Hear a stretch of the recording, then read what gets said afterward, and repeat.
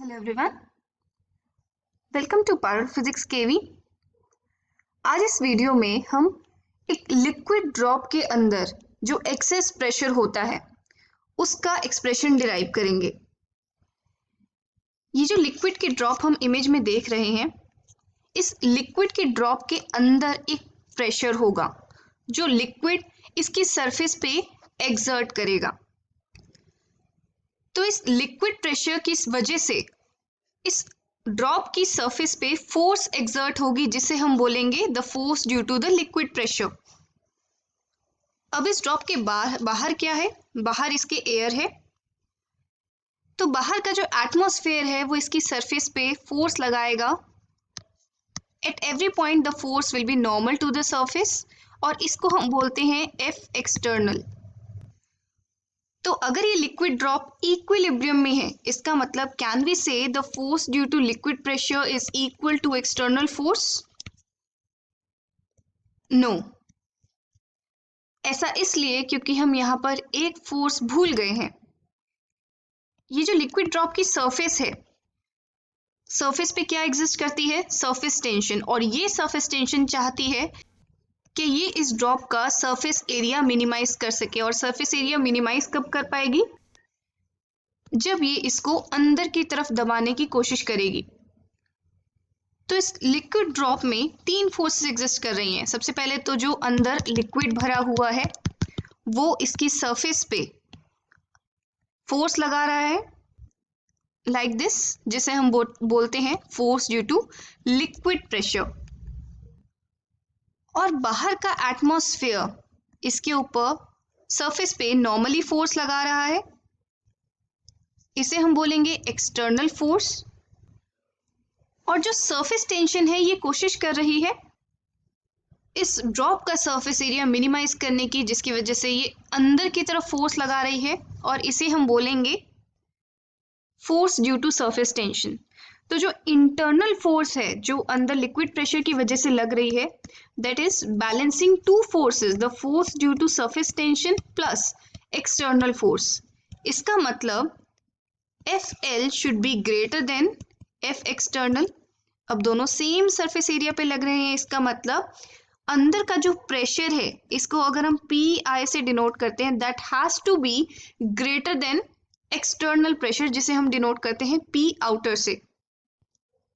तो अगर हम एक कनकेव सरफेस लें, कुछ इस तरह की सरफेस लें, तो कनकेव साइड पे प्रेशर हमारा ज्यादा होगा और कॉन्वेक्स साइड पे प्रेशर हमारा कम होगा। We need to find the value of this excess pressure, जो डेल्टा P है, is equal to PI minus P outer. This is the excess pressure और हमें इसकी वैल्यू कैलकुलेट करनी है। Now let's try to find out this expression for delta P. इसे हम दो तरीके से निकाल सकते हैं। सबसे पहला तरीका हम देखेंगे कि हम इस ड्रॉप को थोड़ा सा एक्सपैंड करेंगे and that expansion is due to the internal pressure. और इस केस में कितना सरफेस एनर्जी में चेंज आएगा? That is equal to the work done. जो इंटरनल प्रेशर ने काम किया है, वर्क डन किया है, वही that will reflect as the change in the surface energy. Let us assume internal pressure to be PI and external pressure to be P out. Liquid की जो सरफेस टेंशन है उसकी वैल्यू हम लेते हैं S। नाउ ये जो internal pressure लग रहा है ये अंदर से बाहर की तरफ लग रहा है और इस इंटरनल प्रेशर ने हम अज्यूम करेंगे कि इस ड्रॉप की रेडियस थोड़ी सी बढ़ा दी है। इनिशियली अगर इसकी रेडियस थी R, तो अब इस ड्रॉप की रेडियस थोड़ी सी बढ़ गई है। Now the radius has become R plus delta R। Delta R is the small change in the radius. अब रेडियस बढ़ने की वजह से सरफेस एरिया भी बढ़ गया है। इसका मतलब सरफेस एनर्जी बढ़ गई है। तो इस इंटरनल प्रेशर ने जो फोर्स लगाई है, जो वर्क डन किया है, वही तो कहाँ कन्वर्ट हो गया? इसकी एक्सेस सरफेस एनर्जी में। यहाँ पर एक पॉइंट याद रहे, ये जो इंटरनल प्रेशर की हम बात करें, basically we are talking about excess pressure. Excess pressure ही तो वर्क कर रहा है इस ड्रॉप को एक्सपैंड करने में, and excess pressure is PI minus P out.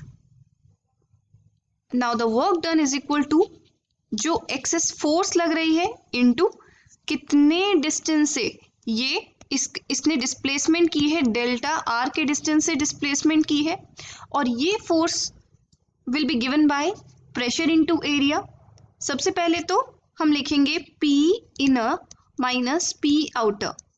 यहाँ पर प्रेशर का जो डिफरेंस है, एक्सेस प्रेशर इनसाइड है, उसी की वजह से ये ड्रॉप एक्सपैंड कर रही है, और इनटू एरिया, एरिया कितना होगा ड्रॉप का 4 pi r square into delta are.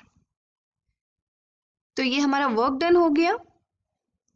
इसे हम ऐसे भी लिख सकते हैं delta P into 4 pi r square delta r. Now let's calculate the increase in the surface energy. Delta U will be equal to final surface energy minus initial surface energy. और using this formula जो हमने previous video में derive किया था, we can write delta U is equal to surface tension into the change in area. Now कितना area change हुआ है? Final area is 4 pi r plus delta r square and initial area is 4 pi r square. Now 4 pi हम common ले लेंगे, we will get 4 pi s,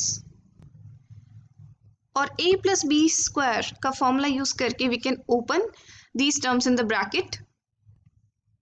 यहाँ पर हम देख सकते हैं r square से r square cancel हो गया और हमें मिलेगा, देखो यहाँ पर जो delta r square है that will be very very small, क्योंकि delta r खुद बहुत small है, तो एक स्मॉल क्वांटिटी का स्क्वायर कर देते हैं तो वो नेग्लिजिबल होती है, तो we can neglect this delta r square. So we can write that the change energy is equal to 8 pi S r into delta r. Now ये जो W है और ये डेल्टा U है, ये दोनों बराबर होंगे, so it means we can write, we can equate the two expressions and here pi gets cancelled, यहाँ पर हमारा one r gets cancelled, delta r gets cancelled and 4 gets cancelled and we get 2 over here. तो हमें excess pressure का expression मिलता है 2 times s upon r, 2 times surface tension divided by the radius of the drop. ये जो excess pressure है हम इसको एक और तरीके से डिराइव कर सकते हैं। ये हमारी लिक्विड ड्रॉप है जिसको हम एग्जैक्टली सेंटर में से कट करके ऑब्जर्व करेंगे। सेंटर में से कट करने के बाद हमें कुछ इस तरीके का एक हेमिस्फीयर दिखेगा, लाइक अ सॉलिड हेमिस्फीयर जिसके अंदर वाटर फिल्ड है। अब हम यहाँ पर अलग अलग फोर्सेस ऑब्जर्व करेंगे। बाहर जो एक्सटर्नल प्रेशर है वो इस सरफेस पे नॉर्मली हर एक पॉइंट पे नॉर्मली फोर्स लगाएगा, जिसे हम बोलेंगे F external. Let me denote the external pressure with P outer. एक फोर्स होगी लिक्विड प्रेशर की वजह से जो फोर्स होगी FL, वो कोशिश करेगी कि ड्रॉप एक्सपैंड हो, और एक्सटर्नल फोर्स कोशिश करेगी कि ड्रॉप कॉन्ट्रैक्ट हो। अब यहां पर एक और भी फोर्स है, the force due to surface tension. Surface tension की फोर्स एक लाइन के अलोंग लगती है। इस पूरी सरफेस पे सरफेस टेंशन एग्जिस्ट कर रही है, लेकिन क्या यहां पर एग्जिस्ट कर रही है? नो, इस सर्कुलर सरफेस पे सरफेस टेंशन एग्जिस्ट नहीं करी क्योंकि हमने ये ड्रॉप काटी है। But actually this surface is inside the bulk, तो यहां पर सरफेस टेंशन एग्जिस्ट नहीं करती। तो हमने पढ़ा था कि एक लिक्विड में अगर एक हाइपोथेटिकल लाइन ले हम, तो यहाँ वाला लिक्विड इस लिक्विड को अपनी तरफ खींचेगा और यहाँ वाला लिक्विड इस लिक्विड को अपनी तरफ खींचेगा। तो ये जो ड्रॉप का दूसरे वाले हिस्से वाली सरफेस है, ये फोर्स लगाएगी जिसे हम बोलते हैं सरफेस टेंशन वाली force along this circular circumference, क्योंकि एक circumference एक लाइन होती है और surface tension वाली force, surface tension only acts along a line. अब ये जो F external है और ये जो surface tension वाली force है, ये दोनों मिलके किनको बैलेंस करेंगी? किसको बैलेंस करेगी? जो internal pressure की वजह से लिक्विड वाली फोर्स है, लिक्विड प्रेशर वाली फोर्स है, उसको ये बैलेंस करेगी। So we can write F external plus force due to the surface tension is equal to, this balances, it is balanced by the force due to liquid pressure. Now force is equal to pressure into area. तो यहाँ पर external pressure है P naught. What will be the area? Will it be 2 pi r square? That is the area, curved surface area of a hemisphere? No. ऐसा इसलिए क्योंकि ये जो forces लग रही हैं they are normal to the surface, external force जो लग रही हैं they are normal to the surface. हम खाली हॉरिजॉन्टल कंपोनेंट कंसीडर करेंगे.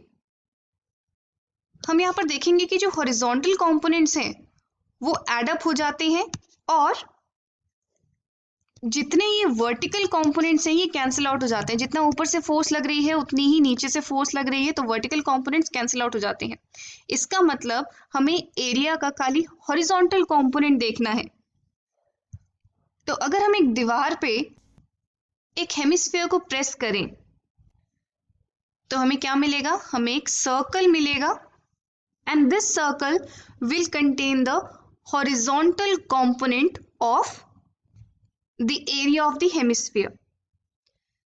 तो यहाँ पर हम F external को हम लिख सकते हैं P outer into the area of this circle, जिसे हम लिखेंगे पाई r square plus surface tension की force कितनी होती है? It's equal to surface tension into the length of this circumference which is equal to 2 pi r. It is equal to जो liquid force है, liquid pressure की force है, that is equal to P inner into pi r square. Now यहाँ से equation को rearrange करने पर और हमें डेल्टा P मिल जाएगा. Here excess pressure is equal to 2s upon r. Again we get the same expression. तो इसी के ऊपर एक क्वेश्चन देखते हैं. हमारे पास एक मर्क्यूरी की ड्रॉप है. मर्क्यूरी की सरफेस टेंशन हमें गिवन है और उसकी रेडियस गिवन है. We need to find out the excess pressure. We know the formula for excess pressure for a liquid drop. It's 2s upon r. So let me put the values over here. 2 into surface tension of mercury divided by radius, which is 3 into 10 to the power minus 3. We get the excess pressure as 3.23 into 10 to the power minus 4 Pascal. So now I hope the concept of excess pressure in a liquid drop is clear to you. Thank you for watching. Have a good day.